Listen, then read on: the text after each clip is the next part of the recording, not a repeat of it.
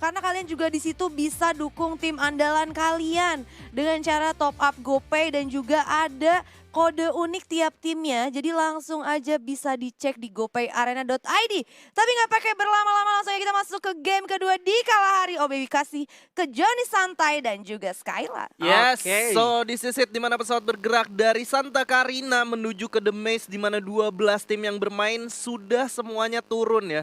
Dan mereka cukup santai untuk menempati komponnya masing-masing deh. Ya, yang menarik mungkin kalau dari arah Siren ya, command post-nya ini misalkan kosong kayak gini, Wah, enak biasanya banget ya. enak banget. Iya, Enak banget. enak banget. Udah lootingannya cepat, mereka juga langsung bisa dapetin checkpoint keduanya, mungkin kayak ke arah Bayfront sih. Iya. Bayfront pasti sebagai tujuan buat kayak tim-tim yang di Kalahari itu jadiin checkpoint kedua ya. Kalau gua ngelihat dari komen post sendiri itu Mhm. udah kayak clock towernya atau rumah tujuhnya dari Brazil ya. Kenapa? Setuju. Karena first thing first, lootingan di situ benar-benar bagus dan rutenya untuk ke rotasi map kedua itu cukup dekat gitu. Kayak Betul. lu ke Bayfront itu cepat, lu bisa naik juga yang namanya Refinery ya. iya, langsung ke Refinery, coba ngambil tengah zona. Ini benar-benar menjadi satu yang fleksibel. Cuman kekurangannya adalah ketika lu harus early fight di sana. Nah, masalahnya tadi dari Siren sendiri nggak ada tim lain yang coba turun ke sana juga. Nah, Betul. itu advantage-nya besar banget. Dan di Bayfront-nya pun kosong. Nah,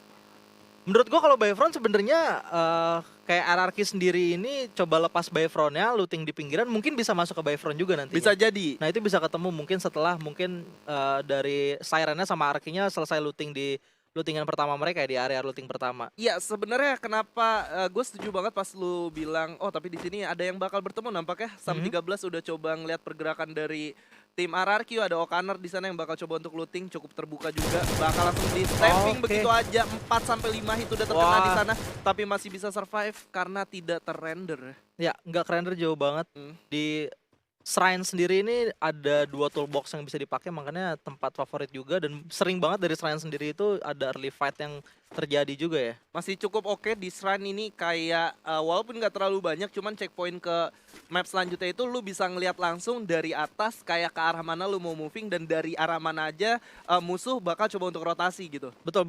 Karena daerah penyangga di bawah dari Shrines kayak Foundation sama Bayfront-nya sendiri itu udah kelihatan. Betul. Cuman kayak di scoop aja kali 2 kali 4 tuh udah langsung kelihatan ada orang atau enggak gitu. Yes, dan kita bakal lihat di sini gimana Evo Street, Abu dan kawan-kawan. Abu sendiri udah memiliki fast level 4 ya, dengan 4 glow dan 4 medkit. Ini udah lebih dari cukup untuk early game, udah bagus banget.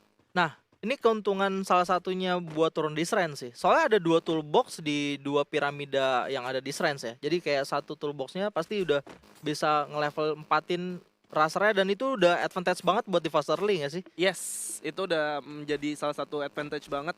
Berbeda dengan Stone Ridge, kali ini kita Nah. bisa ngeliat ya perbedaan yang cukup signifikan dari segi lootingan yang dimilikin.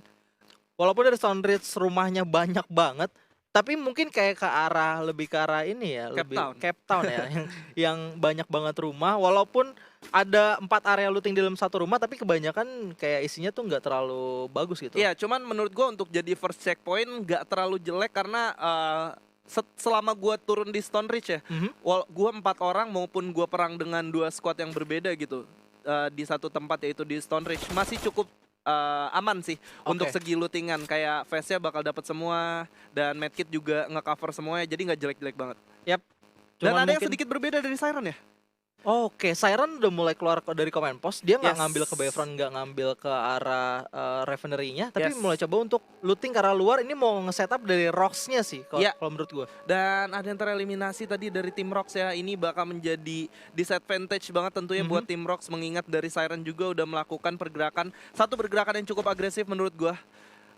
Untuk coba engage, dan udah ada Engage. fight lagi di sini di tengah-tengah refinery. Wah. Ada red zone. Red Zone plus 2 squad. Yes. Ada Aero versus RRQ. Dimana kayak tadi udah ada dari wawancara dari OBB ke arah Legalot sendiri. Legalotnya bilang bahwa coba buat cari checkpoint, dan circle terakhirnya udah langsung ditebak, dan mungkin dari RRQ nebak circle terakhirnya bawa ke arah Refinery. Ya, dan dari RRQ sendiri seorang Legalot udah pasti tahu kalau misalkan di atas itu ada musuh ya. Kayak Aero sendiri, mereka salah satu tim yang bener-bener seneng banget untuk stay di refinery dan diam sampai checkpoint selanjutnya gitu. Nah, lu bisa lihat Bank padahal nggak punya vest, tapi mereka tetap nggak mau keluar dari refinery gitu. Ya, ini juga dari Aero menurut gue cuman bakalan holding dulu dan ngebiarin dari RRQ-nya yang coba engage ke arah mereka ya. Soalnya dari resources sendiri itu nggak memungkinkan buat ngelakuin trading damage yang cukup signifikan gitu ke arah Ya. RRQ-nya. Benar. Dan kalau sekiranya dari RRQ sendiri memutuskan untuk naik ke atas ketika mereka udah tahu kondisi dari tim Aero seperti apa dan posisi ada di mana, ini bakal bahaya banget tentunya. Wah, D51. Dan di sini bakal langsung di-tapping aja oleh Erik. Cukup sakit damage yang diberikan. Berhasil di-knockdown oleh seorang Erik. Bakal langsung ditembakin. Ter-knockdown 1 orang. Tersisa 3 orang di sana. Dari D51 lu bisa lihat gimana Iya, Erik dan wow. kawan-kawan menahan pergerakannya. Sementara di lain sisi ada Envoy dan juga Onyx Zexia yang lagi baku tembak tentunya ya. Ya, tadi nice play banget pergerakan dilakukan sama tim Siren Esport di mana dari D51-nya langsung ke pick off gitu aja. Gue kira tadi dia bakal setup ke arah Rock tapi ternyata lebih ke arah objektif ya. Ya, dan kita Fight beralih juga. sedikit di sini. Gimana Kojak dan kawan-kawan bakal bertemu dengan tim Onyx yang sama kuatnya masih orang. Yap, dan udah mulai di setup juga. Kalau menurut gue di sini dari Boss Titan udah mulai coba moving ke arah luar kah atau ngebiarin dari tim Onyx Hyper gitu aja. Karena dari Onyx Hyper ngelakuin defensive positioning yang cukup baik di arah The Subs ya. Masih Jadi, holding position aja ya. Aha. Dan sebenarnya agak riskan gak sih pergerakan yang dibuat sama bos? ya Menurut lo? kalau menurut gue riskan banget. Dia udah coba masuk ke The Subs dan tadi langsung turun moving ke arah mau coba masuk ke arah Revenry dengan open field kayak gitu. Untungnya dari Onyx Hyper nggak dapat vision ke arah Boss Titan ya. Iya, dan udah ada fight lagi di sini antara Bion dan juga Mr. 05. Mr. 05 udah terkena hit point yang lumayan sakit, tersisa 120 poin aja tadi. Masih saling defense. Ini Oke. menjadi dua momok yang sangat mengerikan ya. Dua tim yang Pastinya. bermain cukup agresif di sini bakal langsung bertemu di fase early game di mana belum ada satu tim pun yang tereliminasi nih. Ya, masalahnya udah ada 2 squad di tempat yang sama dan ada satu tim lagi yang berdekatan ke arah mereka. Ini bisa aja kalau udah mulai pecah perang langsung didatengin sih. Iya, langsung Dari tim kelihatan, 7. langsung didatengin jadi third party, tinggal nikmatin hasil aja ya. Iya, biasanya sekarang metanya banyak banget tim-tim yang getol banget gitu kayak buat udah kelihatan nih, wah udah ada merah-merah di minimap langsung disamperin pasti. Iya, apalagi kalau udah ngedenger ada suara senjata jarak dekat ya. Iya, senjata jarak dekat dan itu udah pasti bakal didatengin. Dan menurut gue dari posisi Minions RR di seberang sendiri itu nggak terlalu jauh buat langsung coba ngerecokin ketika dari Alliance of God sama EVOS ini pecah perang ya. Iya, apalagi kalau masing-masing dari mereka memiliki grapple gun ya. Iya, Wah, betul. Cepet banget sih. Dari langsung bisa coba datang sih. Tapi masalahnya juga kadang third party malah bisa tersandwich juga. Nah, ini momen-momen yang harus benar-benar dimanfaatin dan timingnya harus pas banget sih buat dari Minions RR sendiri itu buat masuk. Tapi ternyata mereka udah tahu nih. Kalau ada squad lain dari EVO sama IOG-nya tahu kalau ada dari Minions RR itu di seberang. Jadi nggak mau coba buat lebih agresif lagi. Nggak mau gua lihat main ya. agresif karena mereka juga nggak mau kehilangan ini ya. Iya, Kehilangan tempo mereka untuk coba engage satu tim dan tiba-tiba ada satu tim lagi yang masuk gitu. Itu bahaya dari third party memang udah bakal buat kesulitan juga. Jadi memilih untuk melakukan back off aja tadi kalau gue lihat dari moving yang dilakukan sama tim EVOS juga udah mulai narik ke arah yang berlawanan dan Onyx Hyper sendiri juga udah mulai moving ke arah The Mesh dan ngambil circle pinggiran ya. Ya, udah ngambil circle pinggiran yang gua nggak tahu di sini siapa yang bakal jadi kaptennya, entah Lau atau Zexia ya. Iya, di Harusnya antara di antara dua itu ya. dua itu. Kalau menurut gue di antara dua itu sih dari Lau atau Zexia dan ini belum terlalu terbaca peta kayak siapa rasernya, siapa Betul. supportnya. Betul. Iya, gue juga masih membaca-baca sih. Dan kita bakal saksikan di sini gimana Halcyon udah coba nembak ke arah atas yang RRQ sebenarnya udah menarik mundur juga dari refinery tadi. Mungkin udah membaca zona lagi seperti yang kita ketahui ya. Nah, di arah Foundation ternyata RRQ sangat berdekatan sekali. Wah, ini bakal Oke. seru banget sih. Ini El Clasico antara RRQ EVOS nih. Ditambah ada IOG IOG. juga yang nggak bakal tinggal diam tentunya. Nah, Foundation ini kenapa tadi gue sempat notice IOG salah satu squad yang gue bilang enak banget buat main di Kalahari karena dia ngambil tempat turunnya Foundation. Foundation sendiri itu kalau misalkan nggak ada tim lainnya yang coba ke arah sana, mereka cuma bisa holding pindah sedikit di sekitaran foundation atau mungkin menghindari naik Ravener itu masih it's okay gitu. Tinggal lurus aja menuju ke arah Bayfront sambil nunggu circle-nya ke arah mana. Misalkan kalau ke kanan tinggal ke Bayfront, kalau misalkan masih di foundation ya di foundation, kalau misalkan turun ke arah bawah dia bisa lewat the maze gitu. Ya betul. Jadi kayak banyak banget rute yang bisa dilewatin dan juga lootingan yang dimiliki foundation itu banyak gitu. Iya. Kayak udah lebih dari cukup banget buat kalian betul. kalau misalkan satu tempat looting di foundation aja, tinggal nunggu zona selanjutnya ada di mana aja. Nah, ini Dan udah kalau kita bergeser kelihatan. sedikit dari foundation ke sebelah kiri atau kanannya dari map itu ada satu pembacaan zone ya. Iya, ada satu pembacaan zona. Wow, Jans udah udah harus- dihajar ya. Dihajar gitu aja. Hasion udah langsung di pick off ternyata di sana dan langsung hanya tersisa 2 player aja ketika dari Aero mau coba jadiin foundation checkpoint mereka. Yes, ini beberapa tim udah mulai merapat ke foundation yang artinya harusnya next zone-nya yes. Benar aja ya. Ini bakal PR banget buat tim yang masih ada di luar karena mau masuk ke foundation itu cukup sulit. Iya, sulit banget. Foundation di sekelilingnya memiliki area terbuka yang cukup luas dan udah mulai kelihatan Aero masuk ke dalam foundation udah harus ngebiarin 2 playernya ketinggalan gitu aja. Dan dari Boss Titan nampaknya coba untuk dilakukan sandwich menuju ke arah tim mereka dan udah mulai terpick off satu persatu, hanya tersisa 2. Dari Kojak udah mulai dijatuhkan juga dan di delete gitu aja. So bahaya banget pergerakan yang dilakukan untuk mengambil ke arah foundation dan mereka atau circle-nya juga memang sulit sih menurut gua. Ini circle-nya sulit banget dan kita lihat di sini Onyx udah bakal langsung komit untuk ngehajar tim yang tersisa 2 orang di sini. Yap. Oke, udah bakal diras begitu aja. Lau juga udah masuk di sini. Udah sangat dekat, udah nggak bisa lagi 4 lawan 5 nampaknya. Oke. 4 lawan 2 Dua maksud ya? gua. Oke, udah bakal langsung dihajar begitu aja. Gaps bakal coba untuk melakukan perputaran dulu. Cukup sekarat di sini dari Rainbow. Bakal coba untuk berputar dan yes harus ditumbangkan di sana.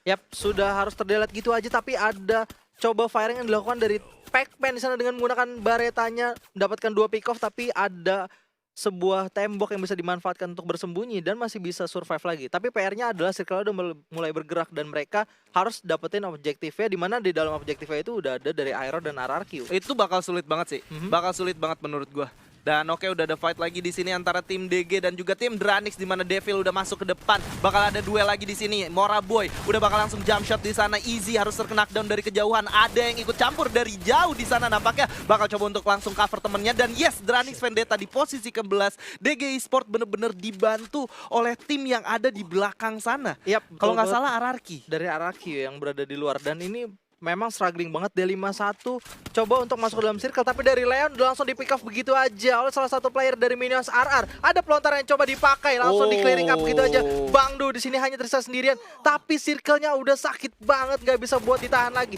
Kembali lagi ke arah DG yang udah mulai melakukan setup dan firing menuju ke arah tim lawannya. Ada Island of God ternyata yang menjadi lawan dari tim DG Esports.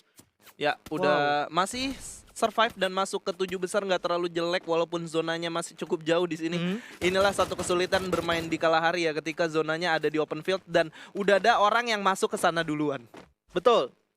Dan udah banyak banget tim-tim yang di dalam circle. Tadi kalau gua rasa juga udah ada 3 squad duluan yang dudukin foundation dan artinya buat tim-tim yang belum ada di dalam foundation kesulitan banget buat masuk, bisa aja di pick off tapi momennya bisa dimanfaatin sih buat DG masuk sih. Yes, dan kita lihat di sini perputaran yang cukup bagus. Spearboy mengambil posisi yang lumayan enak untuk masuk ke next zone tapi hati-hati karena udah bakal ada yang nungguin mereka dari depan maupun dari belakang nih.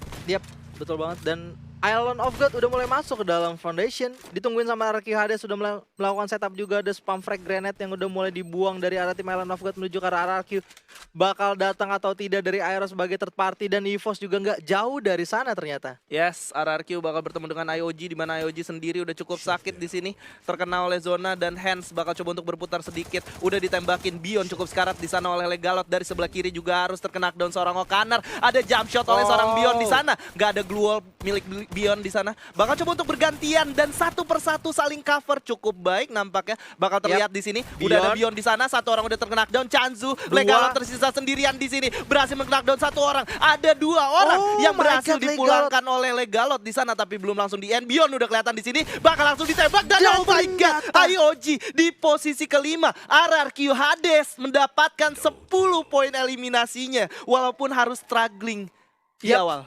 Oh my god, Legalot bisa nahan 2 orang dari tim Island of God dengan pakai SKS. Pakai SKS. Pakai SKS dia langsung bisa nge-pick off 2 orang, walaupun tadi 3 versus 2 harusnya bisa dimenangkan sama IOG sih. Iya, dan Bion juga tadi walaupun sedikit ya dari darahnya, tapi memberikan perlawanan yang cukup menyulitkan untuk Betul, Legalot, betul. tapi memang Sulit masih sulit ya. Betul, masih sulit dan langsung dimenangkan sama RRQ aja. Tapi dari RRQ sendiri masih punya PR yang cukup besar. Ada 3 squad, Aero dan Siren dan RRQ ditungguin sama EVOS di area seberang. Yes, dan jangan lupa EVOS di sini masih lengkap 4 orang bosku. Nah. Dan ini menjadi checkpoint yang bagus banget buat EVOS karena mereka masih berempat dan masih ada di late game. Yap, dan akhirnya Pac-Man udah mulai pecah perang juga. Siren di sini langsung coba untuk melakukan pick off menuju ke arah dari EVOS. Abu di sana didapatkan gitu aja. Ada obstacle yang sangat baik dimiliki sama Siren, tapi dari RRQ bakal nungguin gitu aja. Udah pelontar dari 05 yang langsung kena menuju ke arah Siren. Pelontar kedua langsung diluncurkan gitu aja, di delete begitu saja tanpa bisa untuk di revive. So masih ada vehicle atau kaleng-kaleng yang dimanfaatkan oleh Raw, langsung coba untuk dilakukan firing. Dari 05 masih pegang sebuah M79 ya tentunya. Ya, dan ini yang gue bilang, ketika EVOS masuk ke zona terakhir dan masih lengkap 4 orang, mereka bisa memberikan semua hal yang cukup banyak. Tentunya ada M79 bakal langsung ditembakin. Udah terganti-ganti di sana yang terkena dan ada Raw juga. Justin dan Eric bakal coba untuk melakukan pushing ke depan, Siren. tapi gak cukup kuat. Tersisa Justin sendiri di sini, bakal memilih untuk dieliminasi. Dan Yes. EVOS Esports dengan 6 poin eliminasi berhasil mendapatkan Buya di game kedua. Iya, ini adalah EVOS di mana mereka tetap dengan 4 4 orang orang sampai ke late game. sudah tidak bisa Ini yang dibendung. gue bilang, ketika checkpoint mereka masuk ke zona kelima dan zona keenam masih lengkap 4 orang, ini yang bisa mereka kasih. Jangankan 4 orang, 2 orang aja tersisa tadi di match pertama, mereka bisa masuk ke top 3. Iya, dan ini udah dibuktikan langsung dengan 4 orang yang masih tersisa, mereka dapetin Buya dengan setup-setup yang luar biasa baik, walaupun